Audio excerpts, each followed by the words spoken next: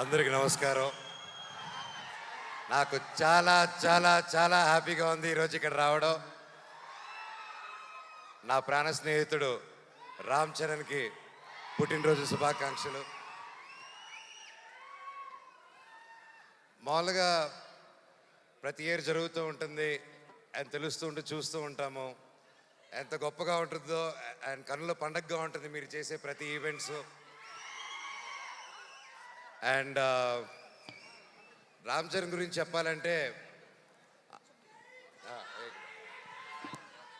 I got it.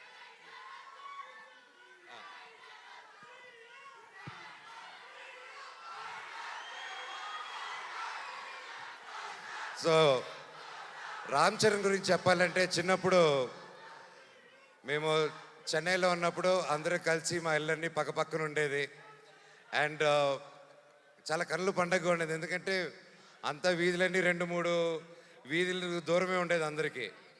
And చిన్నప్పటి నుంచి ఒక గుణం రామ్ చరణ్కి ఏంటంటే, అతనికి ఎదురొచ్చిన మనిషి ఎవరైనా కష్టాల్లో ఉంటే సహాయం చేసే గుణం. అది నిజంగా ఈ రోజుల్లో ఎవరికి ఉండదు.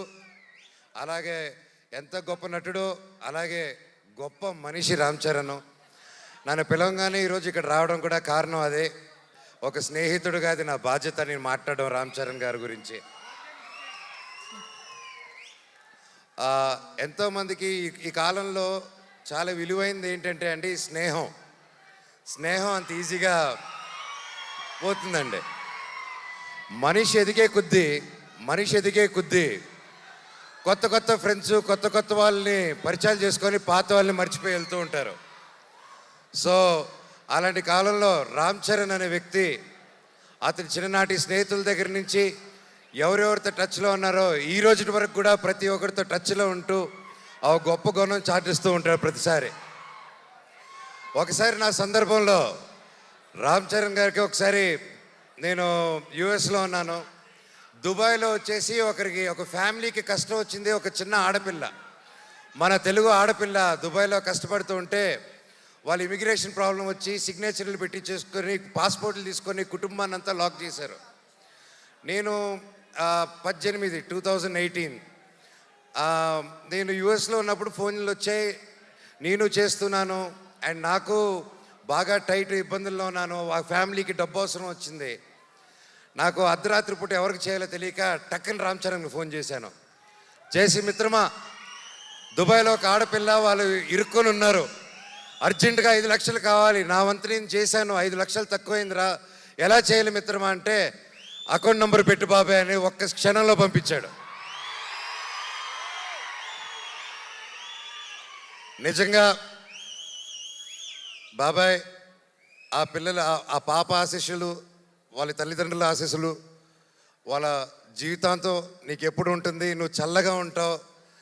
ఆ శివుడిని కూడా నేను అదే కోరుకుంటున్నాను, నీకే కష్టం లేకుండా సుఖంగా ఇంకా వరల్డ్ వైడ్లో ఇంకా నంబర్ 1 స్టార్ అయిపోవాలి వరల్డ్ మ్యాప్లో అని ఆ భగవంతుడిని కోరుకుంటున్నాను. అండ్ లాస్ట్లో సింపుల్గా చెప్పాలంటే, లాస్ట్ చెప్తారు, అందరూ ఇందాక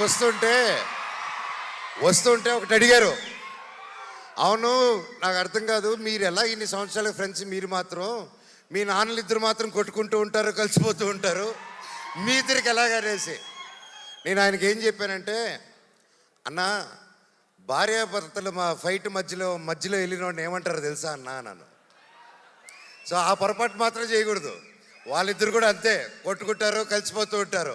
వాళ్ళు ఒక క్యూట్ టామ్ అండ్ జెర్రీ లాగా అనమాట. వాళ్ళ రిలేషన్ దాదాపు 45 సంవత్సరాల నుంచి వాళ్ళ మిత్రులు ఒకే ఇండస్ట్రీలో పనిచేసుకుంటూ వచ్చారు. సో వాళ్ళు కూడా ఎల్లకాలం కలిసి ఉండాలని, చల్లగా ఉండాలని ఆ దేవుడిని కోరుకుంటూ, లాస్ట్లో a relationship between mega family and Manchu family should be like fish and water, but should not be like fish and man. Love you all and all the very best. నా పవన్ కళ్యాణ్ అన్నకు కూడా ఆల్ ది బెస్ట్ అన్నయ్య. ప్రతి ఒక్కరికి పేరు పేరున ఇక్కడికి వచ్చి ప్రతి ఒక్కరికి ధన్యవాదాలు. Thank you so much. I love you. I love you all. Thank you.